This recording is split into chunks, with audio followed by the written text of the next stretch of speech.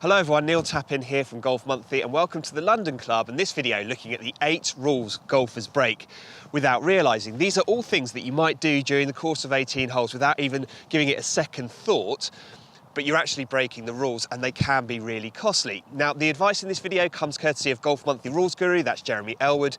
He'll talk through each of these scenarios, what you can and what you can't do to make sure that you avoid any penalty shots or potentially even worse, getting disqualified. So let's head out now onto the golf course here at the London Club and look at the 8 rules golfers break without realising.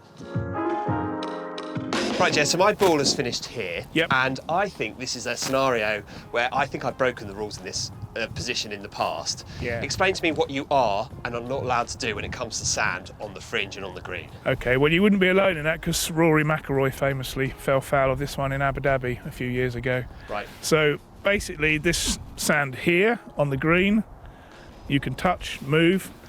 Brush this away. Brush it away with your hand, with a towel, with your putter, whatever.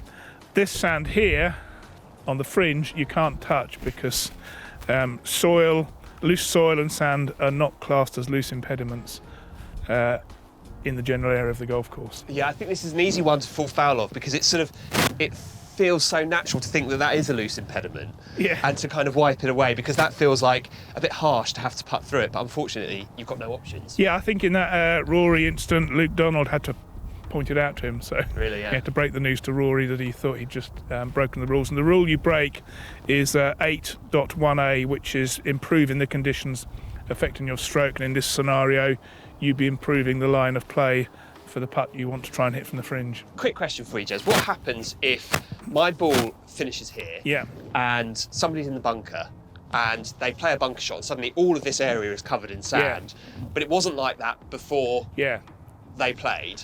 Okay. After my ball came to rest. Do you understand what I mean? I do, and now we're into it. This is the one scenario where you are allowed to clear the sand from the fringe as well, because you're entitled to the conditions that prevailed when your ball came to rest.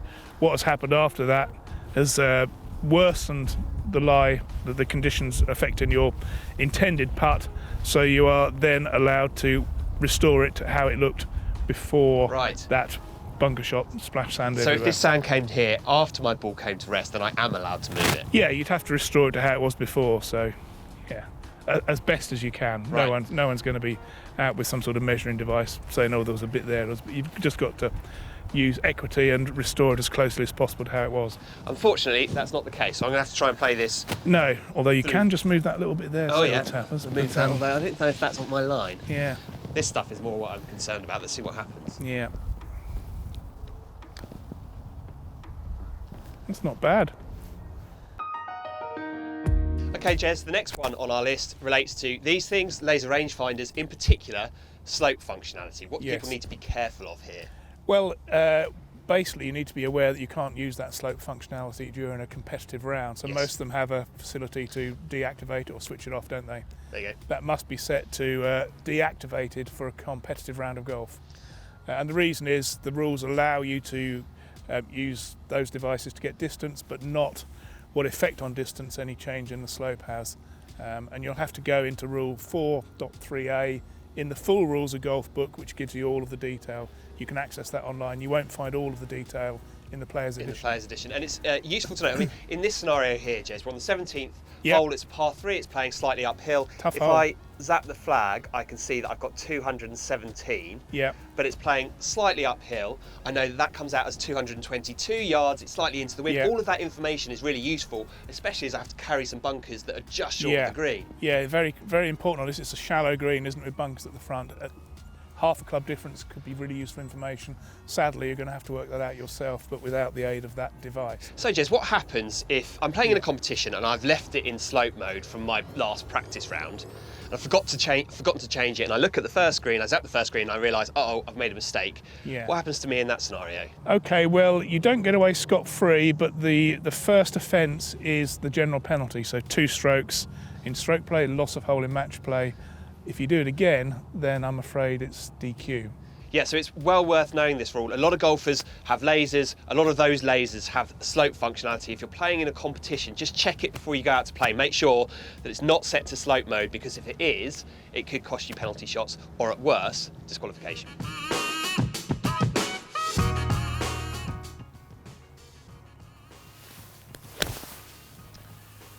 Now, Jez, I know that having had a good look in your bag, you've just hit a 7-iron here. And this part of the video is about what information you're able to gain before you hit a shot, about the distance that you're covering. What are you allowed to do and what are you not allowed to do? Well, we're looking into advice here, and distance itself is not considered advice. Right, so if I say to you, what's the yardage, and you say to me 150, that's fine. That's considered public information and therefore is not advice. What is not allowed to? What you're not allowed to do is ask me what club I've just hit, or go rummaging in my bag to try and work out what club I've just hit. So have I just broken the rules or not? If you just glance in the bag and you don't move anything, then no. And I think the reason for that is because that would be very difficult to marshal, wouldn't it? Yes. Whereas if you've gone in and taken a towel off and worked it all out, then that's slightly different, but you can't ask. Okay, Jez, so is there anything else people need to know here? Well, I think you need to go into the full rules here to really see exactly what is and isn't considered advice, and there are lots of examples in there of the two yeses and nos, if you like. For example, if you asked me what club I hit on a hole 2 or 3 holes ago that was of similar length, that would not be considered advice, so you can do that. Okay. I guess it's probably because the wind might be in a different direction, so it might not give you... Uphill or downhill, whatever. Whatever. Either way, something that would be considered advice, however, is to say to someone, you realise it's 250 yards to carry that water and it's into the wind. That would be considered advice. That's one of the examples they give. So I think if you really want to get a better understanding of exactly what is and isn't considered advice, you need to look in the full rules of golf, which you can find online. It won't be in your player's edition, though, all of that detail. Yeah, this is important stuff to know. Just be careful when you're trying to gather information. I think the most common one to be wary of is just don't ask your playing partner what they've just hit. If you do, unfortunately, you'll be breaking the rules.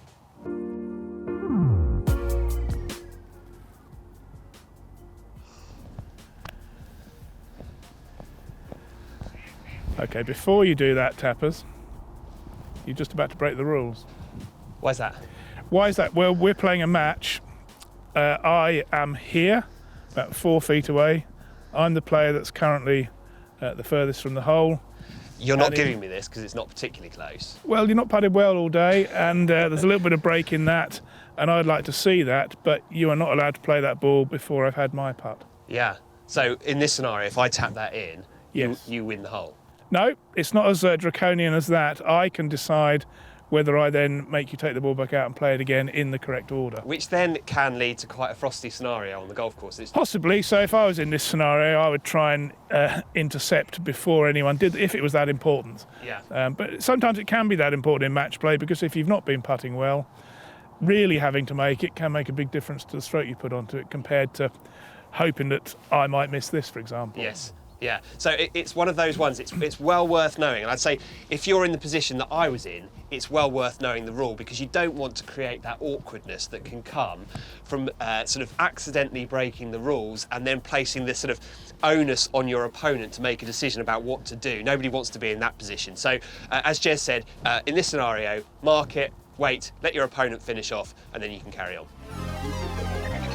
Right, Jez, so you've hit your ball in a thick patch of rough just over the back of the green. Yes. And there's a situation here that a lot of players would end up breaking the rules without realising. What is it? Well, you're allowed to positively identify the ball before playing it, so you don't end up playing a wrong ball. You can't see your markings on this ball. You can't really see what model it is here. They know you're allowed to do that, but what they generally forget is that you have to mark the position of the ball first. Right. So they wander over, pick it up, check that it's theirs, plonk it back down, and I'm afraid that's break the rules. That's a breach of Rule 7.3. And what's the penalty?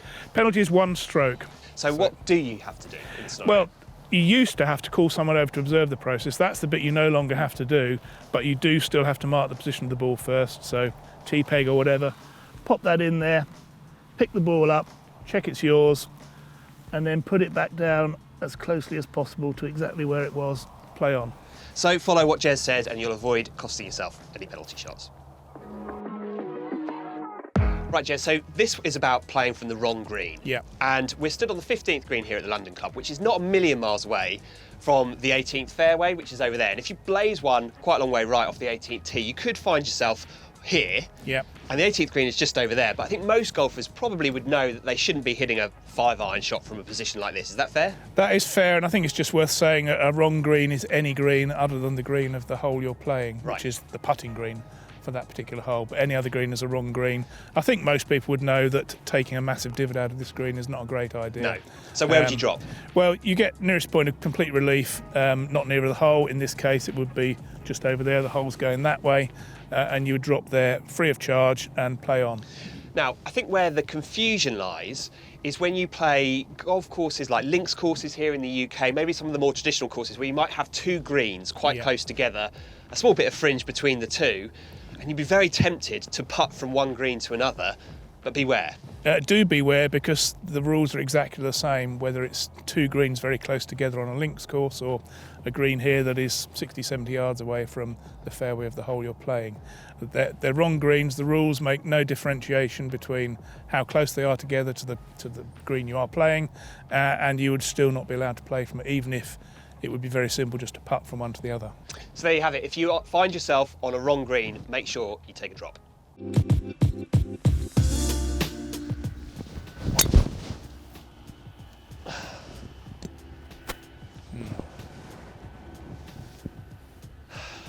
I have to hit another one, I think, Jez.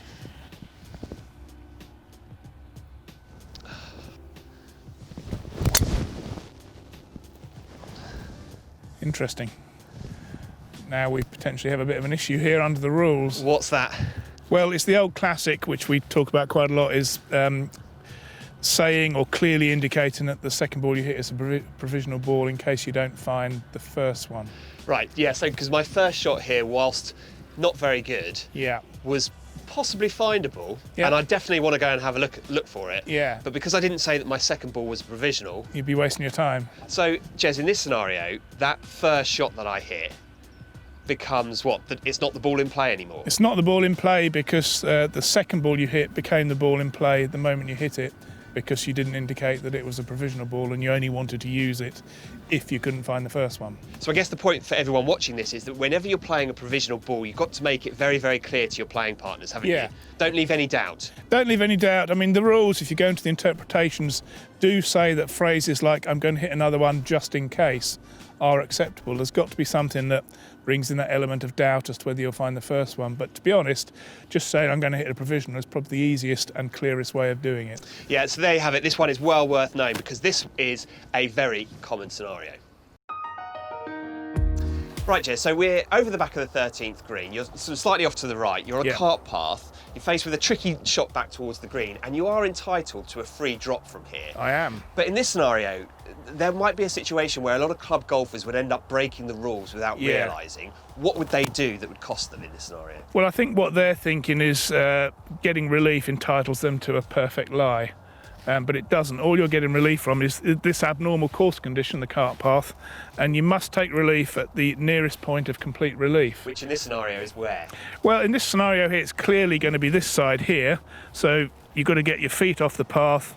It's going to be somewhere around about there, which is a lot, where you drop the ball will be a lot nearer than if you were to go the other side, because you could go the other side here and not be nearer the hole, and it's obviously a lot better lie. But that's not your nearest point of complete relief. Your nearest point of complete relief. So you have to drop in there if you're going to take relief. And I think a lot of people get a bit confused about what they're getting relief from. You're only getting relief from this cart path. If you're anywhere else on the golf course, would you get relief from thick rough and a bush? No, you wouldn't. So. No, and because you're getting relief from a path doesn't mean you're entitled to a good lie or a completely clean sort of stance. It doesn't. And you'd hear a lot of people saying, well, I can't drop there, can I? So it's okay if I just come over here. Well, they would just do it sort of naturally, thinking that was the sort of fair thing. But actually, the fair thing is dropping it in here, isn't it? So I think what you've got to remember is, would I get relief from this or this anywhere else on the golf course? The answer is no. That's your nearest point of complete relief. So that's where you have to drop if you decide to drop. And I was going to say your option is you could play it from where it lies. So if you were faced with this scenario out on the golf course, what would you do? Looking at the options here, I would probably get my oldest wedge and try and pick it off as cleanly as possible. And in this scenario, that's possibly the lesser of two evils. So there you have it. That's our list of 8 rules golfers break without realising. Guys, before you go, please do hit the pause button and leave some comments below. If you need any clarification also on any of the rules that Jez has explained, leave comments. We'll get back to as many of you as possible. And do you think we've missed anything? We'd be really interested to hear your thoughts. The last thing I'll say is, if you haven't done already, please do subscribe to the Golf Monthly YouTube channel. That way you won't miss any of our videos relating to the rules or equipment or instruction as well. But that's all for now. Thanks for watching. We'll see you next time.